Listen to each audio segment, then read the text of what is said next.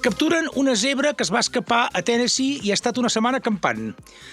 Sí, la fugida de l'animal, que ha estat traslladat en helicòpter, s'ha fet viral després que se'l veiés galopant en una carretera i que el captessin les càmeres de zones residencials. A veure, el tio és un yanqui d'aquests que va comprar una zebra el dia 30 de maig, l'endemà ja se li havia escapat, ja l'havia denunciat, La zebra va ser localitzada en una zona de pasturatge a prop d'una urbanització, i ara que faré un xiste que agafeu-se de la cadira per no caure, no va ser fàcil capturar-la perquè estava totalment camuflada, ajaguda en un pessebre! Humor!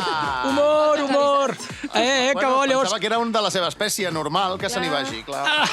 És bona aquesta, I llavors m'he documentat i que sàpigues que pots comprar una zebra per 10.000 euros. Ah, sí? Sí, i la pots creuar amb un cavall o un euga i tens una raça que planta cara als depredadors. Això es diu zebroide. Ho sabíeu, això, o no?